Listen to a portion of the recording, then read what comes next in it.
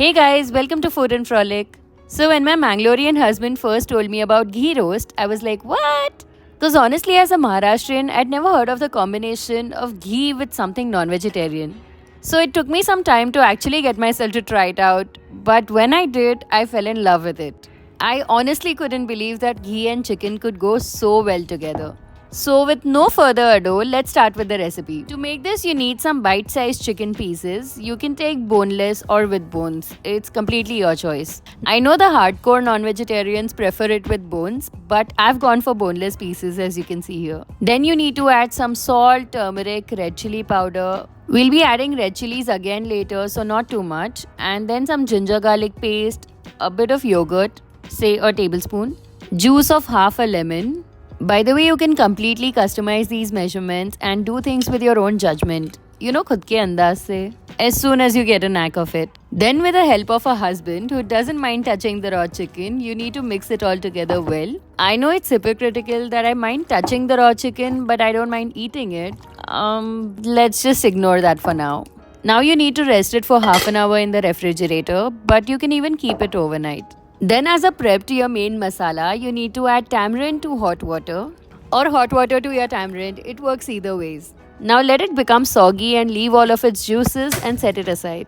Now for the main masala, you need to roast a bunch of ingredients.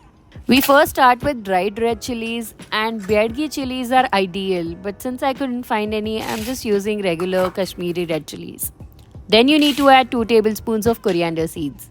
Add in 1 teaspoon each of jeera and sauf, then 1 teaspoon of whole pepper and a pinch of methi seeds. If you don't know already, methi seeds are really bitter, but they do add in a lot of flavors, so you might want to limit it to say max half a teaspoon. But ideally 1/4 of a teaspoon does the job for me. Now roast it over a very low flame till it's nice and fragrant, because you don't want to burn the spices, but you want them to release their oils, which will bring out that amazing flavor and also make it easier to blend. Then you need to add a few cloves of garlic. With peels or without peels, it's sort of debatable. Honestly, even I started using them just recently, so no judgments at all if you don't want them. Once it is well roasted, you need to take it off the flame and allow it to cool. I usually leave it in the same pan, but since it's an earthen pot, it takes a lot longer for it to cool down. Now once all of these spices have cooled down completely, there are 2 ways to go about it. One is where you can grind them dry without any water, just to ensure that they have the nice powdery consistency. Or the other way is how I am doing it now, by adding in the tamarind pulp along with the soaked tamarind and a bit of ice cubes. Ice cubes just help in maintaining the heat inside the blender, because it tends to get hot when you're grinding anything for long. And as you can see, the masala has turned into a nice and smooth consistency and it's ready to use. And from here, the recipe is absolutely a cakewalk. And then you need to use a tablespoon of ghee. I'm just kidding, you need 1/4 cup. It's called ghee roast for a reason, guys, so don't skimp on it. And then add in your marinated chicken and let it fry.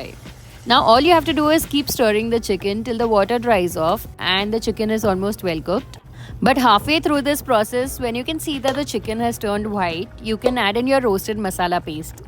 Now stir that in and let the water dry off completely, which might take anywhere between 10 to 15 minutes. You can even keep it partially covered to avoid all the splashes, but the kitchen counter being dirty is sort of inevitable. Now at this point, it's still sort of runny, but the chicken is well cooked, so you can choose to not cook it any further. But before serving it, you need to add in a good bunch of curry leaves and let the flavors muddle together. And while I let the chicken dry off completely, as per my husband, there weren't enough curry leaves, so I added another bunch again. And at this point, it looked pretty decent to be served because it didn't have any water in it and it only had ghee and the masala. Doesn't it look delicious?